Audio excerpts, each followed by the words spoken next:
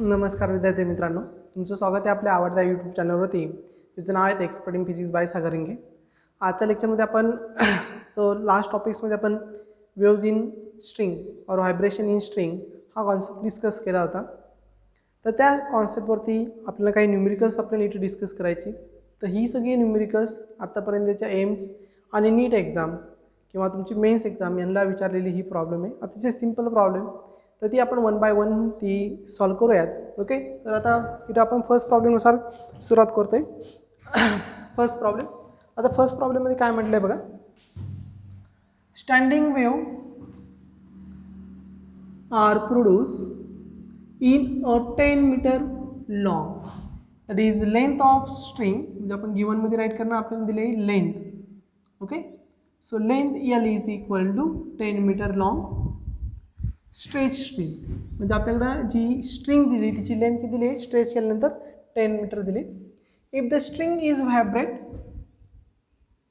5 segment, that is a number of loops.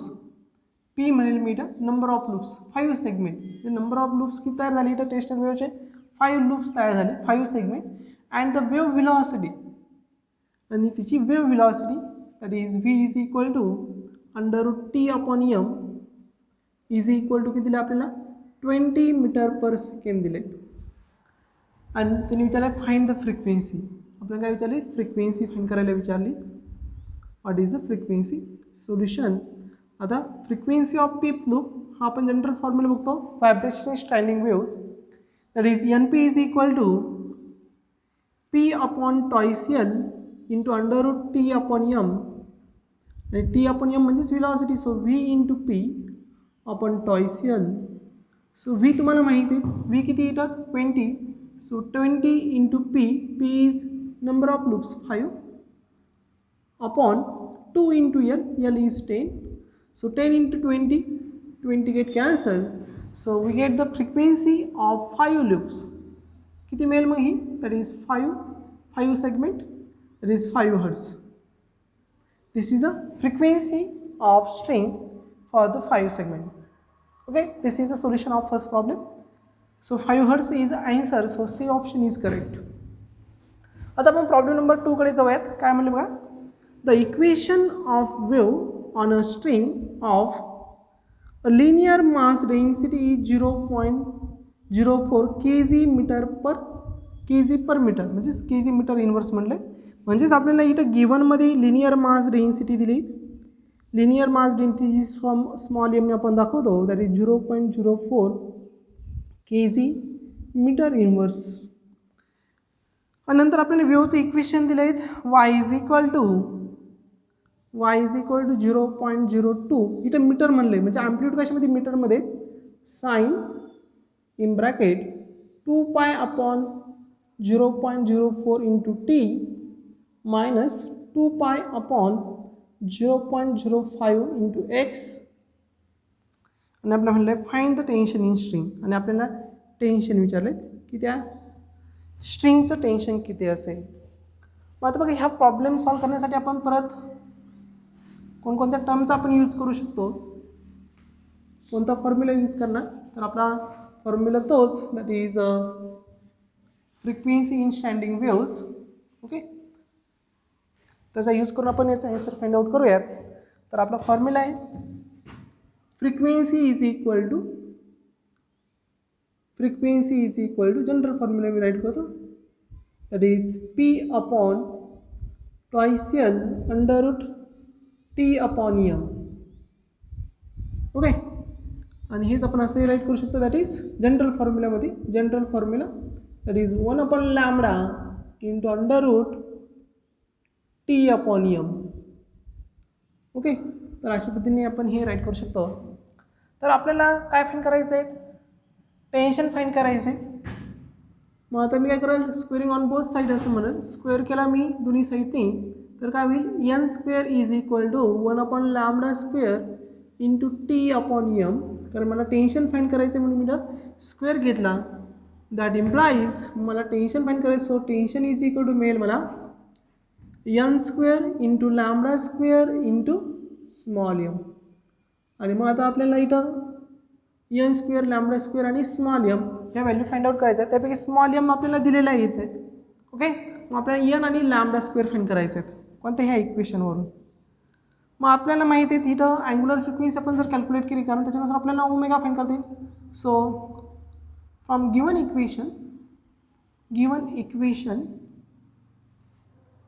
किंवा given equation असं म्हणूया, गिवन इक्वेशन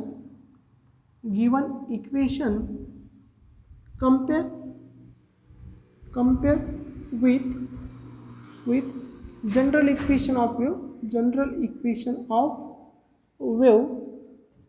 मग वेव्हचं जनरल इक्वेशन काय आहे तर y is equal to a sin omega t minus kx. Okay, मग आता हे दोन इक्वेशन जर आपण कम्पेअर केले तर याच्यानुसार आपल्याला ॲम्प्लिट्यूड मिळेल इथं a 0.02 मीटर, नंतर omega that is a coefficient of T is a coefficient omega मिळेल इथे आपल्याला omega is equal to 2 pi upon 0.004 आणि आपल्याला के मिळेल propagation constant k is equal to 2 pi upon 0.05. मग आपल्याला एन आणि टी फाइंड करायचं आहे तर तुम्हाला माहीत आहे omega is equal to 2 pi N. So N is equal to frequency is equal to omega upon 2 pi. मग N is equal to omega आपल्याला माहिती आहे ओमेगा किती 2 pi upon 0.04. Substitute this value in that equation. So omega 2 pi upon 0.04 into 2 पाय.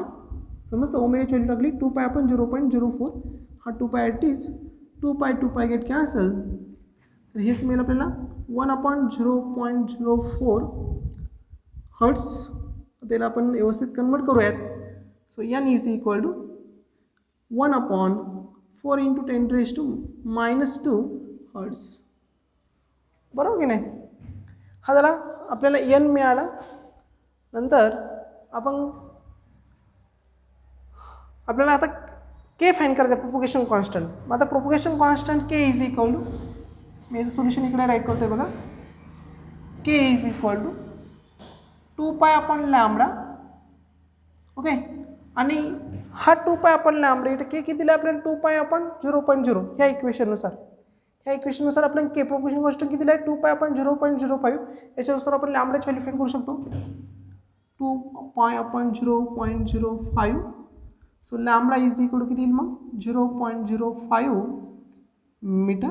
That is we return as 5 into 10⁻² meter. आता तुम्हाला lambda माहीत झाला, फ्रिक्वेन्सी माहीत झाली तर ह्या व्हॅल्यूमध्ये सबस्टिट्यूट करूयात. Therefore tension T is equal to n square lambda square into m. So n square nचा square is 1 upon 4.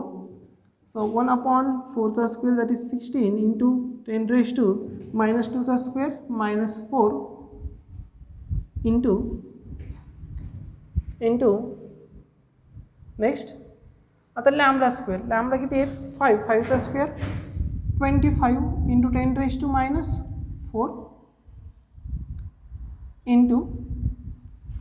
Into m is 0.04. small m is 0.04.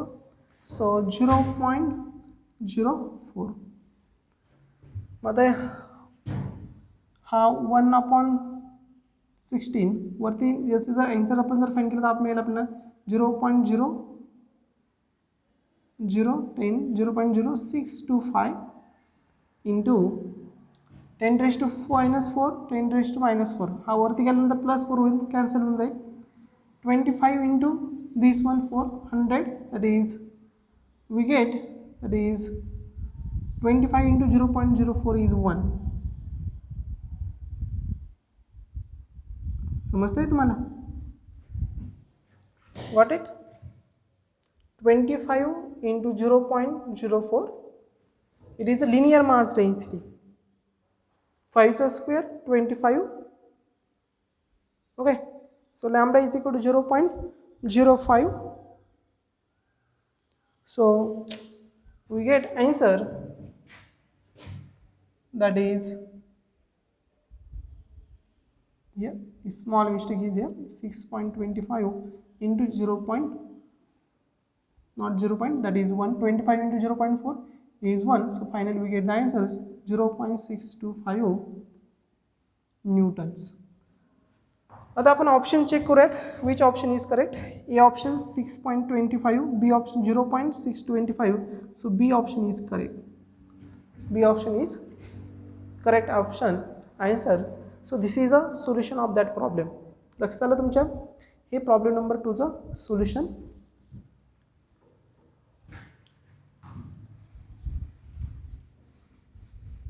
आता आपण प्रॉब्लेम 3 कडे जायचे. Problem number 3.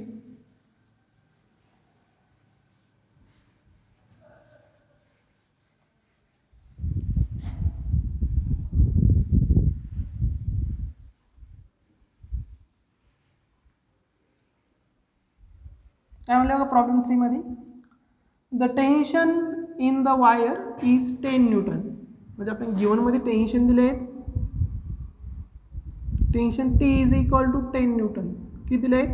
10 newtons. What should be the tension in the wire produce the note of double the frequency. म्हणजेच आपल्याला N1 आपण जर frequency N1 जर घेतली तर सेकंड N2 किती दिलेला आहे? ट्वाइस N दिलेली. त्यावेळेस त्याला आपण टेन्शन T1 म्हणूयात आणि T2 आपल्याला फाइंड आउट करायचं आहे.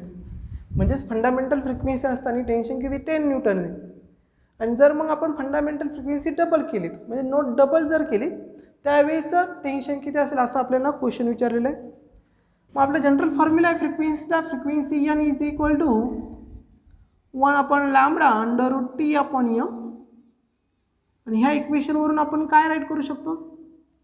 तर we simply say that implies frequency is directly proportional to the root of tension. मग आपण असं म्हणू शकतो इथं दॅट इज N1 किंवा N2/N1 असं म्हणूयात. आपण टेन्शन T2 फाइंड करायचं ना, तर आपण असं म्हणूयात N2/N1 is equal to root of T2/T1. बरोबर की नाही? मग आता squaring on both side. So N2/N1² is equal to T2/T1. Finally आपण असं राईट करू शकतो that is T2/T1 is equal to N2/N1². बरोबर नाही? हेच इक्वेशन राईट केलं मी. मला T2 फाइंड करायचं आहे. So T2 is equal to N2/N1² into T1. So N2 is 2 times of N1. So 4n². Square झालं ना. N2 is 2 times of N1. So 4n²/n² into T1 is 10 newtons. So n² get cancelled. 2 into 4 into 10, that is 14 newtons. That is tension for the double of the note is 14 newtons. म्हणजे ज्यावेळेस frequency double होईल त्यावेळेस तिथलं tension जे आहे ते किती असणार आहे? 14 न्यूटन्स असणार आहे. This is a solution of problem number 3. So option C is correct here. आता आपण प्रॉब्लेम नंबर 4 कडे जाऊयात. प्रॉब्लेम नंबर 4 काय म्हटलं बघा. The string of 7 meter length has mass 0.035 kg. म्हणजे आपण गिवनमध्ये काय काय राईट दिलं आहे ते राईट करूयात. गिवनमध्ये असं म्हटलं आहे आपल्याला स्ट्रिंगची लेंथ दिली आपल्याला 7 मीटर आणि मास दिले आपल्याला किती दिले आहे तर 0.035 kg. आता पुढं काय विचारलं आहे ते बघूयात. If the tension in string is 60.5 newtons, tension पण दिले 60.5 newtons. आणि आपल्याला विचारलं find the speed of wave. आपल्याला स्पीड ऑफ वेव्ह फाइंड करायचं आहे म्हणजे वेव्ह व्हेलॉसिटी फाइंड आउट करायची. मग आता आपल्याकडं इकडं आपण सोल्युशन फाइंड आउट करूयात. सोल्युशन म्हणूयात. मग आता आपल्याला स्पीड फाइंड करायचं. स्पीडचा फॉर्म्युला आहे that is V is equal to N into lambda. N is frequency and lambda is wavelength. Okay. किंवा आणखी एक आपल्याकडे फॉर्म्युला आहे दुसऱ्या पद्धतीने आपण जाऊया. That is frequency equal to 1/2L √T/M.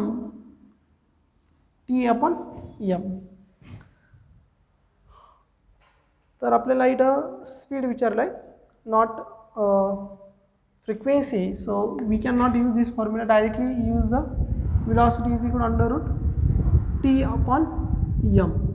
But here small m is a linear mass density. Linear mass density.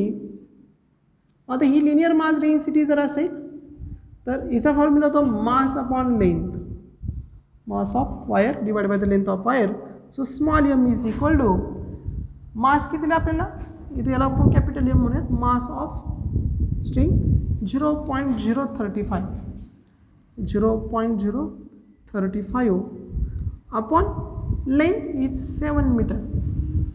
So 0.0075 35 kg per meter. This is a linear mass density. So we can written as this mass m is equal to 5 into 10 raised to minus 3 kg per meter. हा काय मिळाला आपल्याला, linear mass density मिळाली. आता tension तर दिलं आहे, मग आता व्हॅल्यू सबस्टिट्यूट करूयात. So v is equal to under root t upon m. So t is 16.5 divide by 5 into 10 raised to minus 3. Got it. मग आता हे डिवायडेशन जर आपण इथं केलं तर काय मिळेल बघा. ओके, तर v दिस वन इकडे राईट करतो परत. v is equal to under root 16.5 upon 5 into 10 raised to minus 3. माझं हे डिवायडेशन आपण इथं जर केलं 5 1 1 5 2 16 1 12.1 अपॉन आता हा 10 raised to minus 3 वरती नेला ते होईल plus 3. So we can written as this equation, that is v is equal to असे आपण राईट करू 121 into 10 raised to 2, बरोबर नाही. मग 121 that is 11 is a square root of 121 and 10 raised to the square root is 10. So finally 1110 meter per second. This is the speed of wave. Speed of wave किती मिळाला, 1110 metre per second. Simple formula that is V equal under root T upon M. टीची value इथं आपल्याला linear mass density तुला find करायची होती. मास दिलं होतं, लेंथ दिली होती. नंतर आपण फॉर्म्युला सॉल्व केला, प्रॉब्लेम सॉल्व केला आणि प्रॉब्लेम सॉल्व केल्यानंतर आपल्याला आन्सर मिळालं that is V is equal to 1110 metre per second. So option is 1110 metre per second. It is a correct answer. Now problem number 5. The problem number 5कडे आपण जाऊयात. काय म्हटलं बघा 5 नंबरमध्ये, the length of string is tied to rigid support is 40 cm.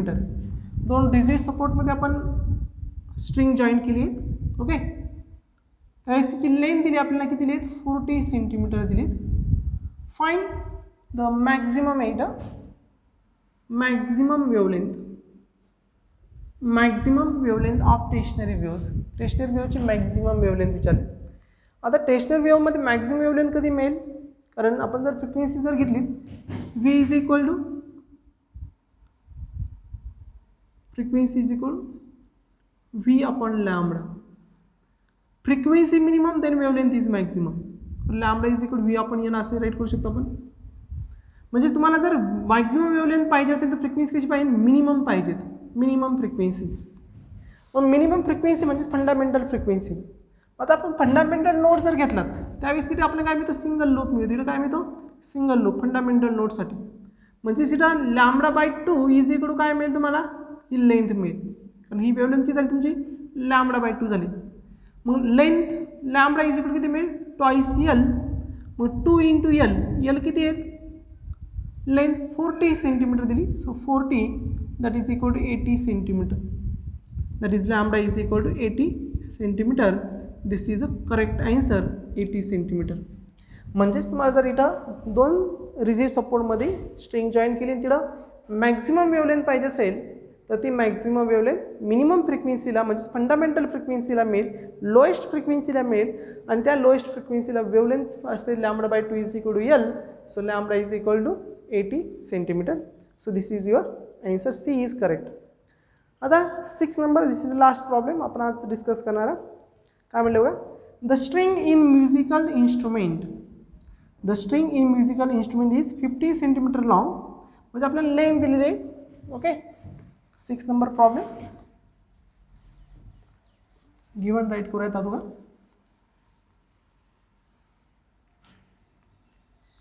6 number given.